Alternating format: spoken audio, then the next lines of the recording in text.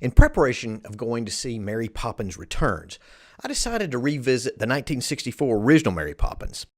And to be honest, I really thought I needed to because I hadn't seen it since my parents took me to the theater to see it when I was a very young lad during one of its many re-releases. And it's one of those movies that certainly has the classic label attached to it. And as such, I thought it was pretty important for me to see it again and evaluate it as a somewhat mature adult.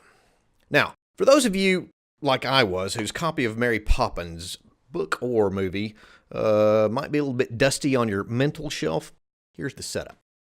It's England, 1910, and Jane and Michael Banks are the young children of an uptight workaholic banker, the appropriately named George Banks, and his flighty wife Winifred, whose primary interest is leading the local suffragette club. Now, desperately trying to gain their parents' attention, Jane and Michael have been acting out lately by running away. So much so that their current nanny, who's just as uptight as the father is, she up and quits her job.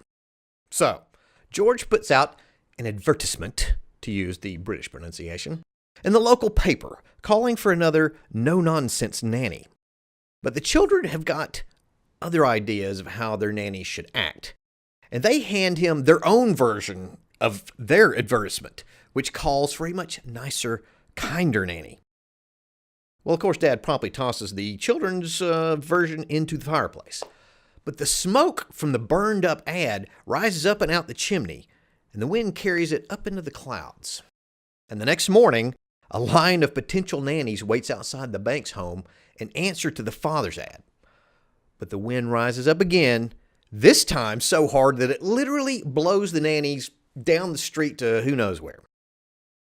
And soon, a woman holding an open umbrella magically comes floating down from above and lands on the Banks' doorstep. It's the nanny the kids actually advertise for, Mary Poppins herself. Now, the question becomes, by the movie's end, will Mary be able to reconcile the Banks family and get everybody to understand what it is that they really all need from each other? Now, sometimes rewatching an old movie, especially one that you've got fond memories of, and I did have fond memories of Mary Poppins, sometimes that's not such a good idea. Sometimes things just don't quite hold up the way that you want them to. The old movies don't play out in the multiplex of your grown-up reality the way that they do in the nostalgic movie palace of your mind. It can be a little bit like the old saying, "You can't go home again," from the Thomas Wolfe novel of the same name. Now, the main character in that novel, whose name escapes me right now, anyway, he ends up saying or thinking, and I'm going to have to paraphrase a little bit here, you can't go back home to your family. You can't go back home to your childhood, back home to the things that once seemed permanent but are always changing. Something like that. Now, I've seen plenty of movies that to me seem to bear out that same philosophy. However, with all due respect to the much admired and short-lived author, sometimes you can go back home again. And Mary Poppins is, for me at least, a good example of that. Now, like I said, I remember really liking this movie as a child.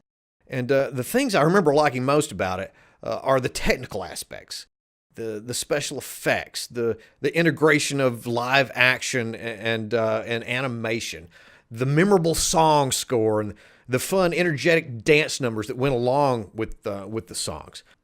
And technically, the movie's still pretty wonderful. Mary Poppins won the 1964 Oscar for Best Special Effects with its blending of live action and animation, although it was far from the first movie to do that. And sure, some of the effects might not be quite as special as they were back in '64, but the majority of them have held up well. And most of the effects that do show their age, they end up coming across more charming than laughable. The cinematography by Disney stalwart Edward Coleman, the art direction, the costume design, they're all top-notch, along with Oscar-winning editing from Cotton Warburton.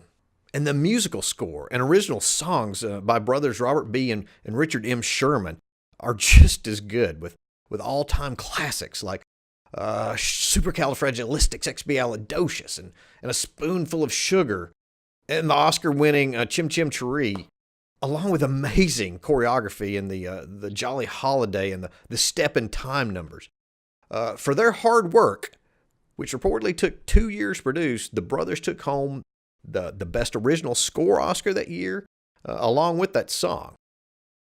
The acting in Mary Poppins is also first rate, starting, of course, with Mary Poppins herself, Julie Andrews. Now, this was actually Andrews' feature film acting debut, and she went on to win the Golden Globe Award that year for Best Actress, beating out, among others, Audrey Hepburn playing Eliza Doolittle in My Fair Lady, which was ironic because Andrews had actually originated the role of Eliza Doolittle on Broadway, but she was passed over by producer Jack Warner for the movie version for a bigger, more established name in Hepburn.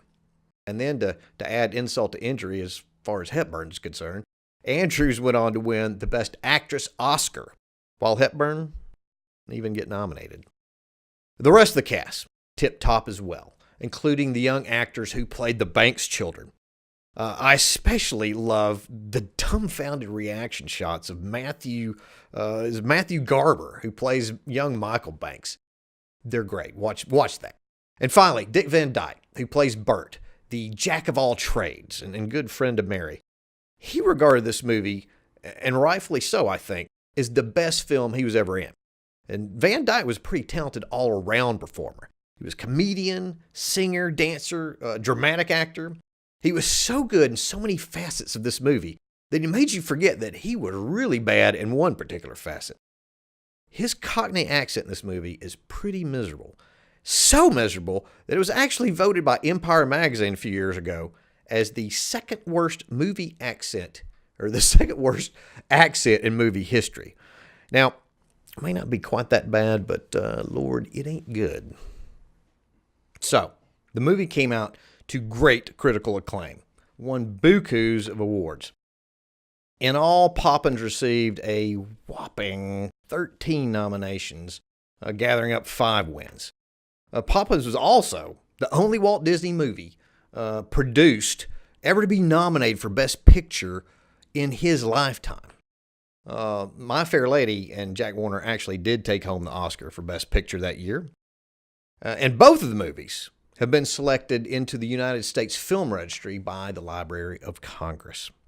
In the financial books, Mary Poppins was the biggest moneymaker of 1964. It banked $31 million off of a budget somewhere around $5 million. And since then, its box office has grown to over $100 million after several successful re-releases. And according to Box Office Mojo, its adjusted gross puts it at number 27 all time, number 8 as far as G-rated movies are concerned. And just about everybody I know seems to like, if not love, this movie. Everybody, it seems, except the woman who created the character in the first place, P.L. Travers. Walt Disney had pursued the film rights to the story dating back to the late 1930s. His children had loved the book so much that he decided he wanted to make a movie out of it for them. But his cinematic advances were spurned by Travers all the way up until the early 60s, when her income stream from the book started to tail off. So she finally agreed to sell him the rights with a few certain understandings. So here's the thing. Don't end up letting some dead, consumptive writer tell you that you can't go home again. You can. Or you can at least get close enough. Provided, of course, that the wind is just right and you manage to find just the right umbrella. The original Mary Poppins has got the right umbrella. So if you want to relive some good old memories or maybe make a few new ones, I recommend grabbing a hold and taking that ride.